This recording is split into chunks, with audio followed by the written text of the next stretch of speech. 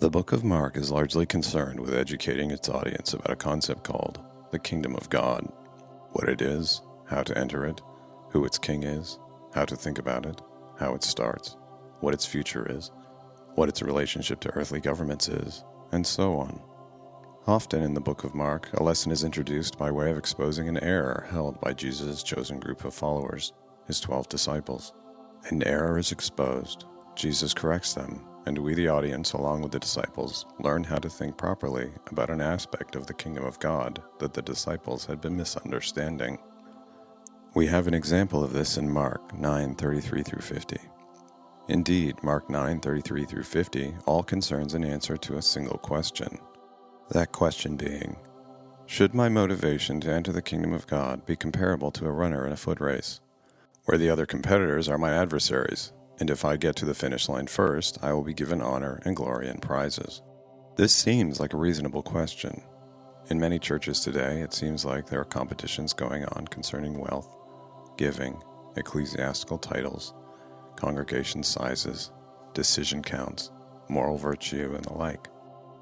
The section starts with Jesus confronting the disciples about their concern with knowing who the greatest among them is. We quickly learn in the section that we should understand the greatest to mean like a winner of a competition would be considered the greatest, being received by crowds with honor, receiving prizes, being served, at least for a time, as a champion. This way of thinking about the kingdom of God is incorrect. Jesus' response to them includes telling them how they should think of the kingdom of God, plus a warning to them about how their way of thinking about the kingdom of God is perilous. He starts by stating outright that the one considered first or greatest in the kingdom of God will be the very last, probably meaning the very last in the eyes of the world. He flips the idea of the kingdom of God being a competition completely on its head. In the kingdom of God, whatever it means to be first in this world means nothing, but the one who appears to be last in this world, the one who serves, the one who is not looking for glory or honor, the inconspicuous one, that one will be first. With that first potent point made, Jesus follows up with another lesson involving a child. A child would never come first in a competition against men. A child would never cross the finish line first to the adulation of crowds. A child in a race against men would come in last. Nevertheless, Jesus makes the point that if they receive a weak and lowly child with open arms into the kingdom of God, that, from God's perspective, it is akin to receiving God himself. Never mind wanting or trying to come in first place in the kingdom of God, whatever that means. My desire instead should be that everyone, regardless of how low they are in worldly society, should enter the kingdom of God, and that it should be my pleasure to cheer them on and welcome them. Up until now, Jesus has addressed, in positive terms, the disciples' error. From verse 38 onwards, however, Jesus gives the disciples a warning and much stronger and negative images to help drive the point home. The disciples come and tell Jesus that they stopped a man who had been driving out demons and who identified himself as participating in Jesus' ministry. The implied reason being that they didn't want more competition for the title of greatest disciple. Jesus' followers appear to have learned nothing from the first lesson about the last being first and the receiving of children. So Jesus addresses their motivations much more strongly. Firstly, he lets them know that they shouldn't prevent anyone from doing good, full stop. And casting out demons is unambiguously a good thing.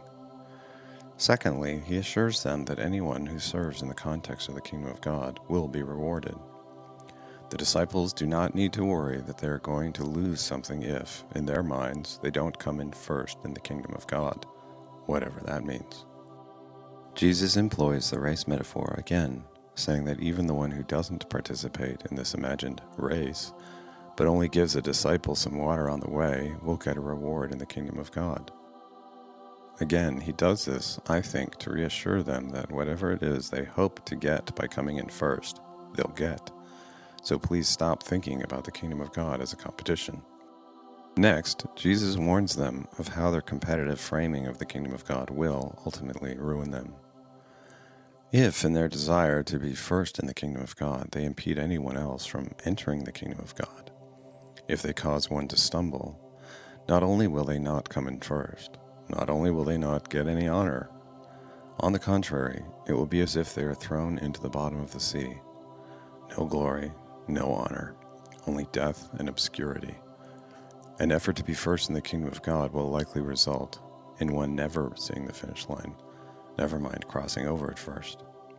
The final image Jesus gives his disciples is the most vivid one, that he repeats 3 times, a picture of judgment and severing body parts. Jesus is done with race metaphors. He opens the curtain, so to speak, and reveals to his disciples the proper way to think about their journey to the kingdom of God. It's not a race to a finish line, where the first one over gets the honor and the glory and the prizes. To enter the kingdom of God is to escape eternal judgment.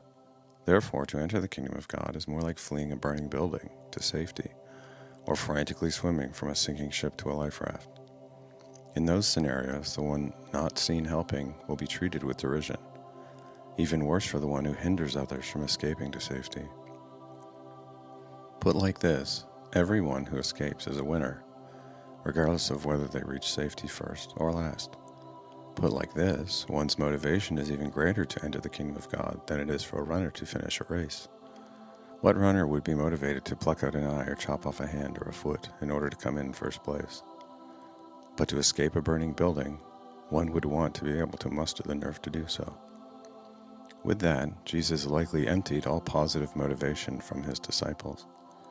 They had been following him for quite a while now, and had convinced themselves that their motivation for doing so was an investment in future glory and honor and reward.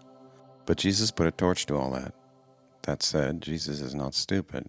He knows that his disciples need motivation. So his final words to them are, "Salt is good, but if it loses its saltiness, how can you make it salty again? Have salt among yourselves, and be at peace with each other." Here, salt is probably used to mean motivation and zeal. That is, have zeal, be motivated, but not in such a way that it results in you regarding one another as competitors, tempted to cause each other to stumble. So friends, don't pluck out your eyes or chop off your hands and feet. However, we should each strive to help and encourage one another toward righteousness and godliness as we make our way through this life. Empty yourself of all competitive spirit, and instead strive to serve as one motivated to serve God himself.